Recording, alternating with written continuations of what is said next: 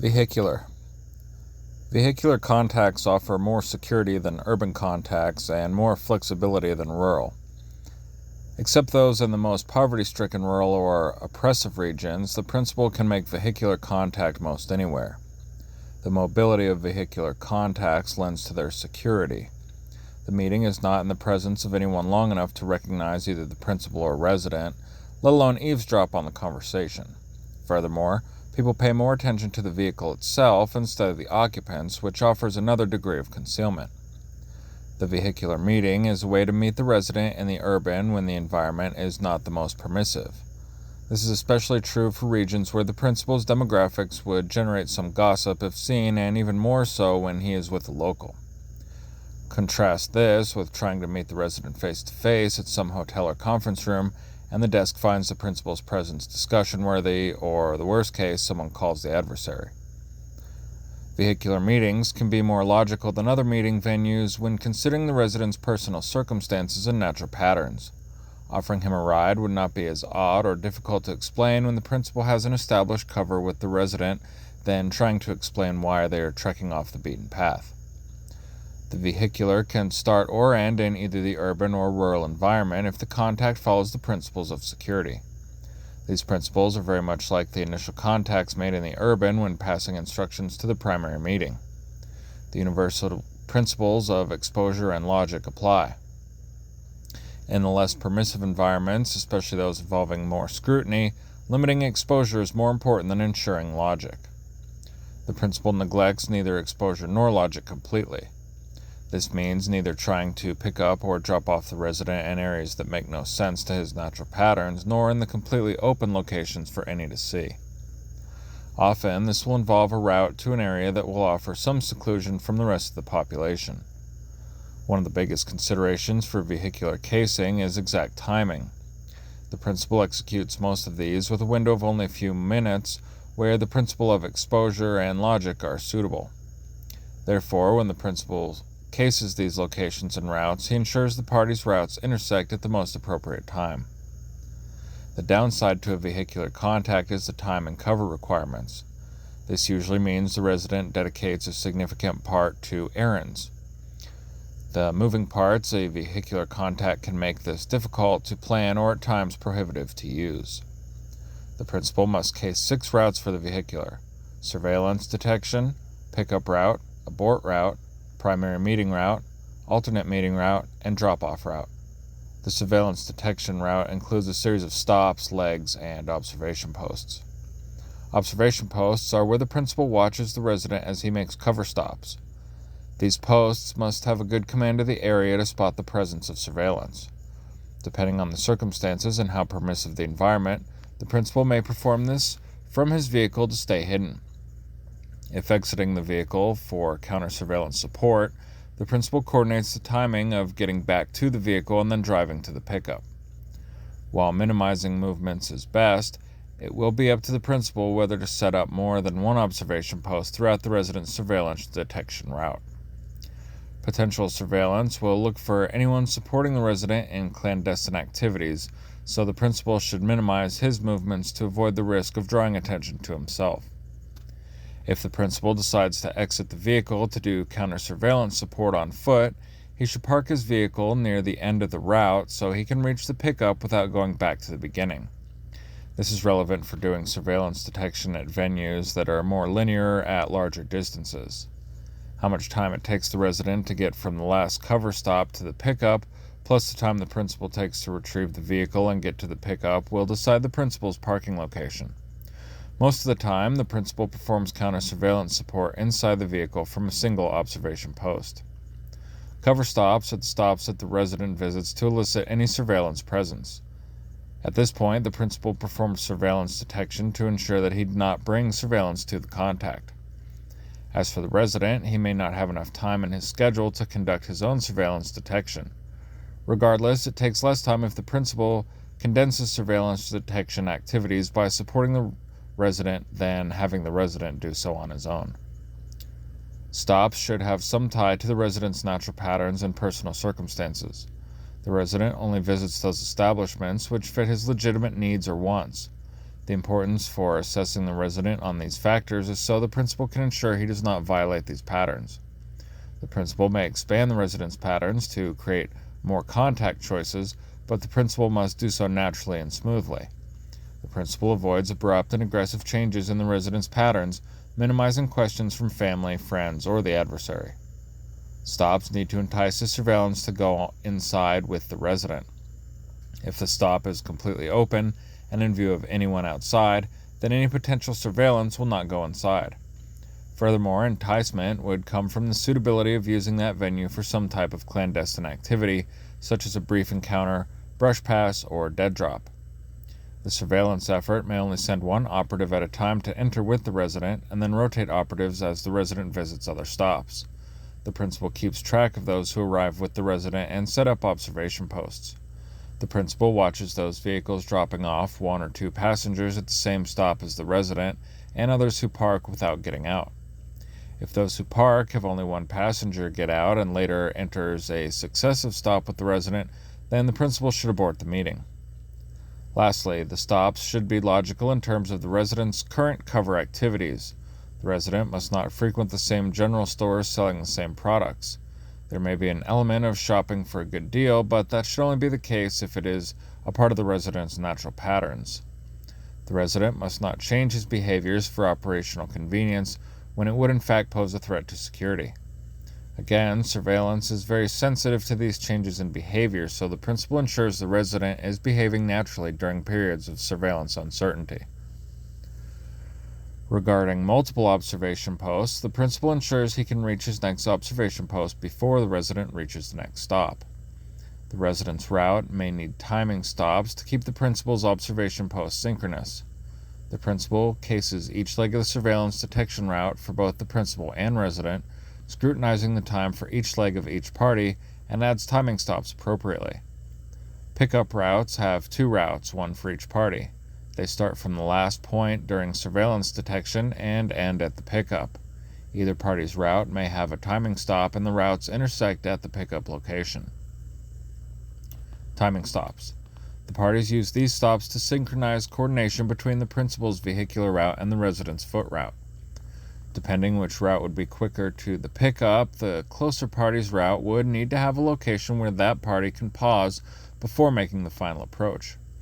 If it takes the principal 3 minutes to travel from the last observation post to the pickup, and the resident 30 seconds from last cover stop to the pickup, then the resident needs to stop for 2 minutes and 30 seconds to synchronize. Conversely, the principal may wait at his last observation post for an added 2 minutes and 30 seconds before leaving for the pickup. The timing stop is like any other stop. It needs to adhere to the covers, patterns, and customs to keep from appearing suspicious. The pickup is the vulnerable point where the normal life transitions to the clandestine one. However, because the parties executed surveillance detection before the pickup, the threat is more likely from casual passerby who may find it odd or discussion worthy that the resident is getting into a vehicle with the principal. Therefore, to reduce this risk, the principal avoids cameras, especially if it is a less permissive environment, to prevent some form of photographic or video evidence of the resident entering the principal's vehicle. If the adversary or an informant sees the contact, then investigators will canvass the area looking for evidence. If there is footage, then they now have several leads, such as the vehicle used. Cameras watching the proposed pickup make the site unsuitable. The pickup must be a secluded part of the resident's route, and his route must be something he would naturally take. If the resident is known to avoid alleys, it would be suspicious if he suddenly went down one. Proper obstacles should separate the pickup from the more frequented areas or routes of others. Obstacles in this context are features, natural or man-made, which hinder the observation by others. In the urban environments, common obstacles are buildings, walls, fences, decorative shrubs, and so on. In the rural environments, obstacles are terrain features and vegetation. Depending on the vehicle, it can offer an element of concealment for the pickup, granted that is still tall enough and the windows are opaque. To help illustrate this, each direction needs to offer some element of protection from someone seeing the pickup. First, the principal considers each direction from that point, and then mentally removes the presence of humans. The principal notes from that point the nearest obstruction. The next part of deciding seclusion is to add human presence and activity again. There are two parts to considering human presence: presence at or in the view of the pickup. If the parties can travel along this route, then others can too. The point of casing is to find the frequency of others on that route. The principal ensures enough window for both parties to enter this area, make contact, and leave together without someone else on the same route seeing the pickup. Next, the principal limits the visibility of the pickup from the more frequented routes and areas. The principal does this by selecting locations that have most viewing angles obstructed. However, there are clear views to the location because a vehicle needs to enter and exit the area, and there should be two. Single entrance/exit locations impede the movement and flow and may draw attention from casual passers-by. There are very few locations that offer complete seclusion from human presence or activity for any significant period. The only examples of complete obstruction in the urban environment would be U or S-shaped alleys and parking garages where walls surround the location in all directions from the most frequented areas. If the principal finds some, and they fit within the resident's natural patterns and personal circumstances, he uses them. If not, the principal minimizes exposure of the pickup from any given person. There are a few ways to do this. Use L or I-shaped alleys. The traffic at the exposed ends should be flowing enough that any one person would not have enough time to see and mentally register the pickup. This also means that the principal considers aborting if the exposed ends of the alley have any stagnant traffic or loitering persons. Limit the exposure between points of concealment via flow. Buildings offer visual obstructions between those inside and those outside. This can help the pickup. If the principal times the routes properly, it would be enough for the resident to leave a building and immediately get into the vehicle. The principal ensures the resident does not do this in the view of the exit, as that offers clear sight of the pickup from those inside the building. It is best if the resident turns and travels just enough to clear the exit before entering the vehicle. Use a secluded part of a rural road. If the resident is known to travel on foot along these more desolate roads, then using the natural vegetation and terrain can be enough. The principal ensures he comes from behind the resident as a final effort that they are not under surveillance. For more information on conducting counter-surveillance in the rural and planning this type of hybrid meeting, reference the rural chapter. The difference is after the last cover stop and observation post, the principal retrieves the vehicle and make it to the contact point, in this case the pickup, by the time the resident does. The pickup location can be a timing stop too, and this would be an example of a fixed pickup. These offer an element of risk as it can appear as loitering, which attracts unwanted attention. However, this can help with timing for suitable location that do not have a good window of opportunity. The principal ensures a suitable cover activity the resident performs to alleviate perceived concerns before the pickup. The most common activities are smoking and using a phone. Lastly, the pickup must be outside of the theoretical surveillance box. Surveillance sets this up around the resident's last transition point upon entering the area.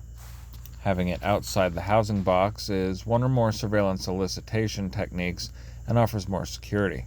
By taking the resident outside the box area, the surveillance team will try to reestablish the box in parallel positions around the resident as he travels on foot, which is easier to see than stationary surveillance posts. Secondly, by ensuring the pickup is outside the box, it prevents the possibility of fixed surveillance positions watching the pickup. Abort route is like a cover route but includes an abort stop. Instructions to the resident includes how and where to enter the area and stops he will visit in that area, how and where to travel between stops, cover activities, and durations of visit. The principal avoids telling the resident the exact pickup point, just that it will take place along the described route. Eventually, the pickups will become obvious during the briefing, but it is important that the resident does not predict the principal's actions, as surveillance may see anticipation in the resident's behaviors. The abort stop is a cover stop, but one without an observation post. The purpose of this stop is to give the resident a logical reason to travel through the pickup. If there is surveillance or an attentive casual passerby, then the principal aborts the mission and the resident continues his way to the abort stop before returning to his normal life. Pickup routes are either linear or circular. Linear paths allow the reuse of a suitable pickup location in the event a fluke incident causes an abort. After a significant period, it may be possible to try the pickup again as the resident travels back to where he arrived in the area. This will be completely dependent upon the resident's natural patterns and personal circumstances, like if the first location is where the resident must return. Circular offers no other advantages. It is a one-time pass before returning to cover lives. Primary meeting route is the route taken once the parties execute the pickup. There are a few considerations when selecting a route for a meeting. Schedule. The resident will only have so many minutes or hours to meet. The principal cases a route that will accommodate this time constraint. The traffic patterns during the seasons, days, and times of scheduled meetings must be such that the meeting will not interfere with the resident's natural patterns. Cover. It is important to understand the potential interrogatives surrounding the contact. As with most contacts, the options are either a planned or a chance encounter. If this is a planned encounter, initial questions include why the principal picked the resident up at that location, when and how the parties coordinated this encounter. If by phone, the parties must have corroborating phone records, what the purpose of the encounter is, where the participants traveled, and why that route. If this is a chance encounter, initial interrogatives include what each participant was doing in the area and evidence thereof, why meeting was urgent enough to pursue it right then, but not urgent enough to call or schedule an appointment, why either or both took the specific route they did. The last question may associate with the relationship cover, or it can be something where the principal saw the resident walking and he wanted to give him a ride while they talk about some cover topic. This also means that the principal took the resident to that location, which means he must case it. It must fit within the resident's natural patterns, and if the resident told people where he was going, then it should be a logical destination. An example is the resident expresses to someone that he plans to run errands, which includes going to a few stores. First, maybe a market, and then later to a specialty store that is a bit out of the way. Both the principal and resident were in the market doing action cover. The principal saw the resident walking toward the pickup. The principal went to see if the resident had time to discuss relationship cover. The resident was heading to the specialty store, which offered the perfect opportunity to talk en route to the resident's next errand. Adversarial or nefarious presence. The principal avoids threatening checkpoints and patrols or any other activities that involve searches, scrutiny, or extortion along the meeting route. The principal finds patterns or regions where most of these take place and avoids them. If these adversarial or nefarious activities are so unpredictable in location and time that they can happen anywhere at any time, the principal can change the vehicular contact tactics. Common examples of this include gangs in countries with weak governments or Islamic extremists in the Middle East or Africa where they randomly set up hasty checkpoints. This can be very dangerous, especially in possession of notes or materials that would show some form of clandestine activity during the meeting. To assess the threat level of the operation, the principal decides how these groups respond to those who avoid checkpoints. He notes whether the hostile group would pursue anyone they saw turning around or detouring. There are a few ways to help mitigate this, but would need more planning and preparation. First, the principal considers urban or rural meetings and whether they would be more proper or secure. If not, then to minimize movement, the principal may hold meetings in secluded areas so the participants do not inadvertently run into these groups. This is a modified vehicular contact, but instead of moving, the location is static. When finding a suitable route or point, it needs to adhere to why a vehicular contact is secure. No one person is in proximity long enough to see either party, and no one can eavesdrop on what the parties discuss. If the principal decides to park, then the traffic needs to be as such that the passerby are moving and not coming back. This can be very difficult to find. If used, a suitable cover needs to answer why they stopped at that location and not at the destination or pickup. Segregated areas. This relates to being out of place from the norm. If the principal is in a culturally, ethnically, or class-diverse area, then he will not stand out as much from others. However, if there are areas or neighborhoods that are mostly one demographic, then unless the parties fit within that mold, the principal avoids them, especially if they have members who investigate or intimidate outsiders. Incorporate counter-surveillance techniques. Along the route, the principal includes elements such as corridors, choke points, change of venue, and so on. This will help with any unseen surveillance elements before the pickup and allow the principal to respond properly. The principal avoids cover stops along the route because that would involve unnecessary exposure to locals. However, the principle includes some of the route characteristics mentioned in the counter-surveillance chapter. Alternate meeting routes may be optional depending on the cover of the meeting. For example, if the principal sets up a route that addresses a common cover, but the resident has an abnormal time constraint, then the principal must cut the meeting short. If the principal used the cover of giving the resident a ride to a faraway location, he may be able to conduct a full meeting in the time it takes to drive there. If it is proper, there would not be an alternate route unless as a contingency for security. However, if the destination is not far and the meeting needs more time, then the principal has a longer primary and shorter alternate in case of abnormal time constraints. The principal cases alternate routes the same as primaries because their considerations are the same. When it comes to answering the questions of how short should this route be and what if the time constraint is shorter than the already short alternate route, then the principal considers the least required times to meet. If the principal needs 30 minutes to discuss all the topics, but the resident does not have that much time, then the principal should abort the meeting and the parties try again at the backup. This is not about what the principal wants, rather it is whether there is enough time to satisfy the basic needs, lest re-establish contact. When setting up signals or making initial contact, the principal ensures the resident can easily and quickly communicate that he is available for the absolute least time needed. If not, the parties break contact and execute the backup. If so, the meeting starts and the principal decides the route based on how much time the resident has. Once the principal finds suitable routes for the meeting, he executes the route behaving like the middle 80% of other drivers. He breaks no enforced laws and behaves just as those who get by without drawing attention. The drop-off is very much like that of the pickup in that it should have the same level of obstruction, seclusion, and limited exposure. The difference lies in the flow reversal, so the resident should exit the vehicle and move into a cover stop without anyone associating him with the vehicle. Drop-off routes start with the final approach to the drop-off location together, executing the drop-off, and continuing separately back to respective cover lives. The final approach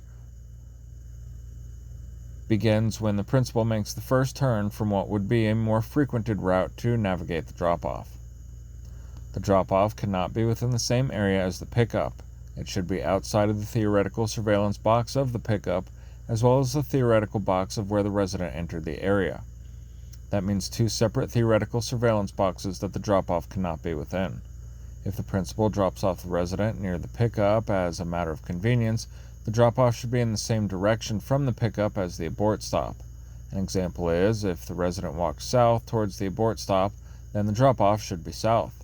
This way any surveillance would see the resident coming from that same direction. It may also be proper to have the resident take a taxi back to the abort stop, which is outside both theoretical boxes, and return along a similar route back to his original transition point. This will depend on the timing and operational circumstances. Now, much of this may not be applicable if the resident relies on public transportation and taxis. If that is the case, then the resident may not need to return to the original transition point, and the principal may drop him off wherever is most convenient and proper. Again, this is completely dependent upon the resident's personal circumstances and natural patterns, like whether he has a car and whether he uses it, respectively. The drop-off route will lead to the first stop of the surveillance detection route to ensure that the principal did not attract the adversary or nefarious attention from either the meeting route or the activities at the drop-off. Once the principal is confident that he is not under surveillance, he returns to his cover life. The key points to take away from this chapter are understanding when using a vehicular meetup is proper, semi or moderately permissive environments, concealment and flow have a greater impact than strong covers and normal behavior, and these methods of contact are more secure than urban and more flexible than rural.